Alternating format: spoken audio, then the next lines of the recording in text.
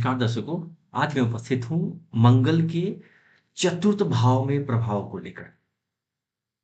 मंगल यदि चतुर्थ भाव हो किसी भी जातक की कुंडली में, तो वह कैसा प्रभाव देता है उसके बारे में आज हम चर्चा करेंगे।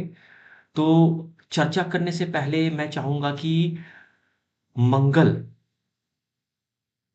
के बारे में तो बताऊँ ही मैं, उसके अलावा 4th हाउस के क्या-क्या सिग्निफिकेशंस हैं, मतलब हम चतुर्थ भाव से किन-किन चीज़ों का विचार करते हैं, उसको भी देखना ज़रूरी है। तो चतुर्थ भाव क्या है? मानसिक शांति का है, घरेलू जीवन आपका कैसा रहने वाला, सुख समृद्धि आपका, वाहन, भूमि, बंधु-बांधव, सुख शांति, आपके जो फ्रेंड्स हैं वो हो गया, अंतःकरण की स्थिति आपका जो आंतरिक स्थिति है वो कैसी है? मातृभूमि आपका जो जन्म स्थान आपका है, उसको भी इंडिकेट करता है 4th हाउस। उसके अलावा वाहन, उम, यान हो गया, मकान हो गया, जायदाद हो गए, बाग-बगीचे हो गए, पेट से संबंधित रोग को भी हम 4th हाउस से ही देखते हैं, ठीक है? यकृत हो गया, आपका मनोरंजन हो गया, कल-छपट, दया, उदारता, गृह संपत्ति, भूमि संबंधी मामले, गर्दन, कंधों आदि का भी विचार हम इसी से करते हैं। 4th हाउस विशेषतः माता और वाहन का के लिए ज़्यादा इम्पोर्टेंट होता है। माता के बारे में विचार करने के लिए हम 4th हाउस को ही लेकर चलते हैं, ठीक है? तो ये तो एक जनरल कारकत्व है 4th हाउस से रिलेटेड। उसके अलावा एक और इसमें इम्पोर्टेंट चीज़ मैं बता दूँ कि इसमें अगर कर्क, मीन और कर्क मीन राशि जो होगी और मकर राशि, ये इस इन राशियों को ना बलवान माना जाता है 4th हाउस में। इन 4th हाउस, इन राशियों को बलवान माना जाता है, ठीक है? अब हम आप एक जनरल से बात कर लेते हैं कि मंगल के क्या-क्या कारकत्व हैं, किन-किन चीज़ों का विचार हम मंगल से कर सकते हैं।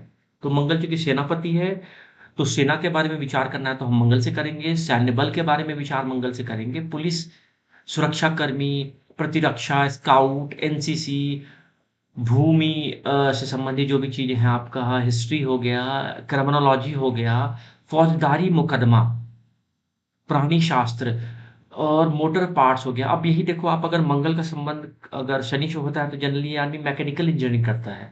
तो मंगल का विचार हम मोटर पार्ट्स से रिलेटेड चीज़ों में भी करते हैं। विमान हो गया, मिट्टी का तेल हो गया, माचिस, शरीर में अगर कोई वुंड-वुंड है तो उससे रिलेटेड चीज़ें भी हम मंगल से ही देखते हैं। उसके अलावा कुछ और ख़ास चीज़ें हैं जिसको मैं बता देता हूँ कि उनका विचार भी अगर करना है आपको तो मंगल से ही करें। जैसे मान लो पर-स्त्री संबंध अगर देखना है किसी से, किसी स्त्री का किसी दूसरे संबंध, तो वो मंगल से ही देखते हैं। आपका जो उष्णता है आपके अंदर की, रुक्षता है, दाह हो गया, कैंसर, प्यूरस, उन्माद, विषज्वार, क्रोध, काम, साहस, शौर्य, पौरुष, अपघात, चोरी, डकैती और जेबकटी आदि का विचार भी हम मंगल से ही करते हैं। उसके अलावा धोखा और निंदा, अहंकार, टॉन्सिल, इवन पेशाब में जो जलन होती है, उसका विचार भी हम मंगल से ही करते हैं। लड़ाई-झगड़े, फौजदारी मुकदमा और अस्त्र-शस्त्र आदि का विचार भी हम मंगल से ही करते हैं। मूर्छा हो गई, सत्व हो गया, पित्त विकार हो गया आपका, त्वचा पे अगर रेड स्पॉट होंगे, उसका विचार भी हम मंगल से करते हैं। रक्तस्राव हो गया आपका, ज्वार हो गया, मांसाहार हो गया, वाद-विवाद, इन सब चीज़ों का विचार हम मंगल से ही करते हैं। अब हम आते हैं, हम जो हमारा आज का टॉपिक है कि मंगल अगर 4th हाउस में किसी जातक में हो, तो वो कैसा प्रभाव देगा?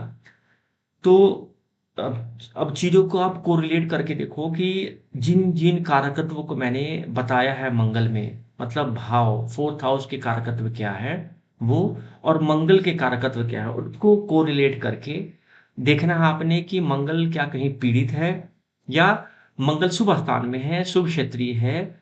इन सब चीज़ों को देखकर आप जो हमने बताए हैं ऊपर 4th हाउस से रिलेटेड चीज़ों को, उसको आप कोरिलेट करके प्रेडिक्शन कर सकते हो। तो एक बार देखते हैं हम क्या है 4th हाउस में और कैसा रहेगा मंगल 4th हाउस में। तो यदि अगर मंगल 4th हाउस में होगा, तो जातक के घर में कलह का माहौल हमेशा रहेगा। सिंपल सी बात है कि मंगल चूँकि वाद-विवाद का बहुत बड़ा कारण होता है, तो अगर 4th हाउस में बैठा होगा तो कहीं न कहीं वो घर में होने वाले झगड़े आदि को भी दर्शाता है, ठीक है?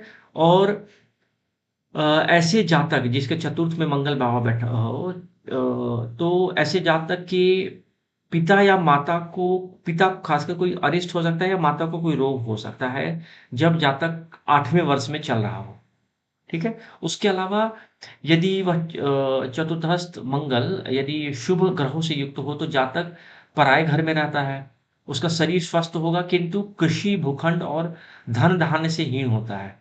पुराने फटे घर में रहने वाला टाइप होगा वो, ठीक है? अब यदि मंगल यही स्वक्षेत्रीय हो जाए या उच्च का हो जाए, तो स्वक्षेत्रीय कब होगा?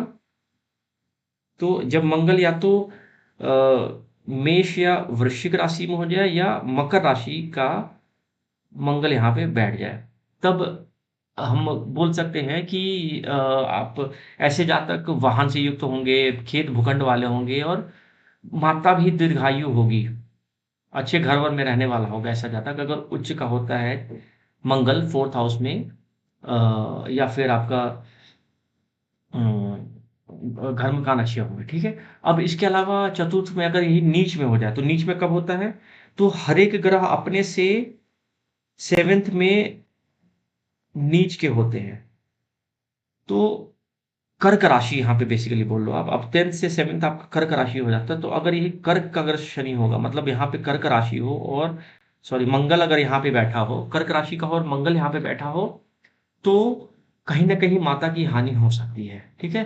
अब मंगल यदि नीच का मंगल शुभ ग्रहों से युक्त हो, तो वाहन सुख प्राप्त हो जाता है। अब मान लो यहाँ पे कहीं बैठकर गुरु यहाँ से दृष्ट हो जाए, 5वीं दृष्टि गुरु अगर यहाँ दे दे आपका या मान लो चंद्रमा यहाँ पर बैठ जाए कहीं पे, तो ये तो ऐसे भी नीच भंग टाइप हो गया आपका। तो ऐसे कंडीशन में वाहन का सुख प्राप्त होता है, ठीक है? अब साथ ही वह बंधु-बांधव से द्वेष करने वाला होगा अगर नीच का मंगल होगा तो। अपनी भूमि को छोड़ने वाला मतलब चूँकि ये जन्म स्थान होता है, तो अगर नीच का मंगल यहाँ पे होगा तो कहीं न कहीं अपनी भूमि छोड़कर दूर कहीं रहने के लिए जाएगा ये, ठीक है? वस्त्रहीन होगा और अपने भाई आदि से दूर रहने वाला, झगड़ा भाई आदि से होने वाला या इन सब चीज़ों से संबंधित कष्ट रहेगा। शौर्यवान होगा किंतु पत्नी के वश में रहने वाला होगा, मतलब कहीं न कहीं पत्नी ज़्यादा डोमिनेंट होगी ऐसे जातक की। तो इन सब चीज़ों का विचार हम मंगल से करते हैं। उम्मीद करता हूँ कि अ, मंगल से संबंधित जो भी चीज़ें मैंने बताई हैं, जो कारकत्व मैंने बताए हैं, जो चीज़ें कहीं न कहीं किसी न किसी की कुंडली में ऐसी चीज़ें दिख रही होंगी या आपने कहीं किसी की कुंडली देखी होगी, तो चीज़ें वैसी दिख रही होंगी जो मैंने बताई हैं। और अगर ऐसा कुछ हो रहा है तो आप मुझे एक बार ज़रूर कमेंट बॉक्स में लिखकर मुझे अवगत कराएँ। और कोई अगर कुछ चीज़ें समझ में नहीं आती हैं, तब भी आप मुझे कमेंट बॉक्स में लिख सकते हैं। उम्मीद करता हूँ कि चीज़ें क्लियर हो रही होंगी और आने वाले टाइम में मैं एक अच्छा कोर्स डिज़ाइन करके लाऊँगा जब ये सारे ग्रहों का खत्म हो जाएगा, तो एक अच्छा कोर्स डिज़ाइन करके लाऊँगा सो दैट कि आपको चीज़ें क्लियर हो जाएँ और कम पैसे में ही आप अच्छी-अच्छी चीज़ों को सीख सकें ज्योतिष से संबंधित और एक आप अच्छे ज्योतिष बन सकें, अच्छा प्रेडिक्शन दे सकें और हमारी जो ज्योतिष की जो परंपरा रही है हमारे भारत की, इस विद्या को हम बचाकर रख सकें। उम्मीद करता हूँ वीडियो अच्छा रहा होगा और अंत तक वीडियो में साथ साथ में मेरे साथ बने रहने के लिए बहुत-बहुत धन्यवाद। नमस्कार।